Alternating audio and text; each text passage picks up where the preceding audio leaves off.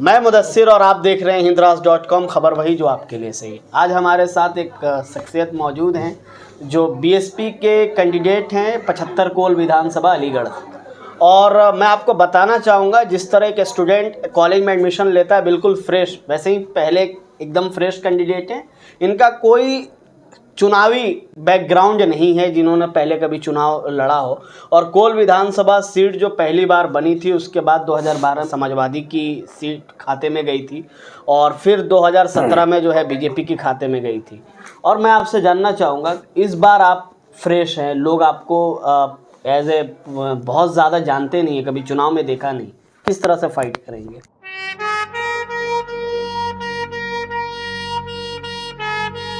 देखिए, हम अपना जो कैडर है, हमारा जो बहन जी ने हमें आशीर्वाद दिया है, और उन सब लोगों का जो दलित मुस्लिम का जो सब आपस में जो तालमेल मिल रहा है, हम इंशाल्लाह जीत कर आएंगे। सबसे बड़ा सवाल ये है, 2017 में जब चुनाव होता है, समाजवादी कांग्रेस का गठबंधन होता है इसी विधानसभा पे जी, और मैं आपसे ये जानना चाहूँगा, उस विधानसभा की जो खाते में सीट जाती है वो गठबंधन से समाजवादी में जाती है जी, लेकिन कांग्रेस से भी कैंडिडेट आता है, उसके बावजूद भी बीएसपी नंबर 3 पे अपनी पोजीशन बनाती है जी।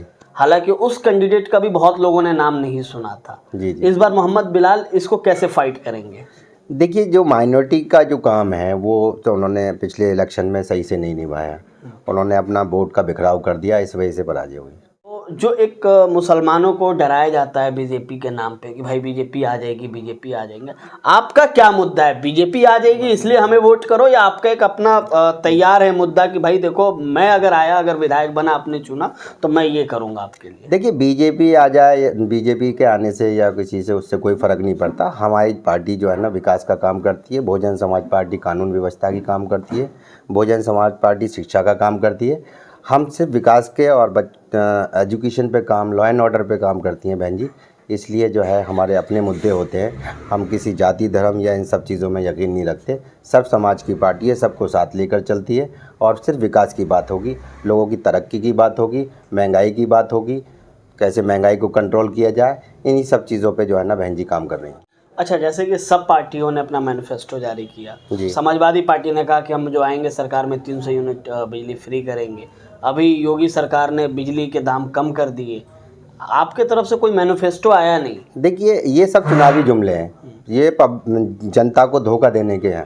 कोई मैनिफेस्टो इनका, पिछले भी इन्होंने काफ़ी मैनिफेस्टो चुनाव में दिए थे, लेकिन कोई भी अभी तक कोई महंगाई कम नहीं हुई, कोई क्राइम कम नहीं हुआ, कोई विकास नहीं हुआ। सिर्फ जनता को ठगा गया और इसके अलावा कुछ नहीं गया। चुनाव आता है कि हम ये चीज़ फ्री करेंगे, हम वो चीज़ फ्री करेंगे, हम ये राशन फ्री करेंगे, ठीक है, लेकिन वो वक्ती तौर का होता है। सिर्फ बहन जी जो है ना आगे तक के लिए जनता को फ़ायदा पहुँचे, उसके लिए काम करती हैं। चेहरे पे थकान दिख रही है जी, और मुझे ऐसा लग रहा है कि आपसे मैं एक सवाल इसमें ये करना चाहूँगा कि आप जब थके हुए हैं तो आपको पूरा क्षेत्र में आप घूमते होंगे। जी जी। कोल विधानसभा से जहाँ से आप लड़ रहे हैं, पहले ये समाजवादी के खाते में थी, फिर बीजेपी में, अब आप लड़ रहे हैं। इससे जनता के कौन से मुद्दे हैं जो आपको लगता है कि ये होना चाहिए था और ये सॉल्व हुआ नहीं? देखिए, कानून व्यवस्था का बहुत बुरा हाल है, तालीम का बहुत बुरा हाल है, बच्चों की एजुकेशन बिल्कुल इस मौजूदा सरकार ने ख़त्म कर दी। विकास कुछ नहीं हुआ। महंगाई 200 रुपये लीटर तेल, आप देखिए, घर में खाना नहीं पक सकता। ये सारी चीज़ें जो हैं, जो इन्हीं सब चीज़ों पे हम चुनाव लड़ रहे हैं।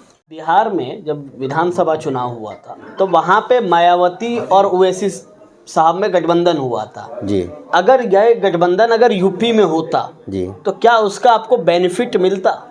नहीं, बेनिफिट नहीं मिलता उससे, गठबंधन से कोई बेनिफिट नहीं मिलता। देखिए, बहन जी जो है ना बहुत बड़ी लीडर है हमारी, और वो जो भी डिसीज़न लेती हैं वो बहुत सोच समझ के लेती हैं। जो बहन जी का डिसीज़न है वो बिल्कुल परफेक्ट है। बहन जी सरकार बनाने जा रही है। 10 फरवरी को चुनाव के लिए वोट पड़ने हैं, जनता के लिए क्या आप कहेंगे? क्या ऐसे आपके पास मुद्दे हैं जो उनको ये ज़हन में रखनी चाहिए? मैं जनता से यही अपील करूंगा, सबसे पहले तो वोट की अपील करूंगा कि ज़्यादा से ज़्यादा तादाद में आके 10 तारीख को पोलिंग करें। वोट नहीं, मुद्दा बताइए आप। वोट नहीं, मुद्दा बताइए। मुद्दा हमारा महंगाई है, मुद्दा हमारा शिक्षा है, मुद्दा हमारा रोड, बिजली, पानी, ये मुद्दे हैं हमारे। और कानून व्यवस्था तो बहन जी की सरकार में बहन जी की मिसालें देती हैं, विरोधी पार्टियां मिसाल देती हैं कि बहन जी जब सरकार चलाती हैं तो लॉ एंड ऑर्डर नंबर 1 होता है। गरीबों के लिए मकानात बहन जी देती हैं, काशीराम योजना के मकान उन्होंने दिए। तो जो भी काम है बहन जी जो है ना वो मिशन से निकली हुई लीडर हैं, तो वो ज़्यादातर गरीब जनता, गरीब पिछले वर्ग के जो लोग हैं उन्हीं को सपोर्ट करती हैं ज़्यादातर।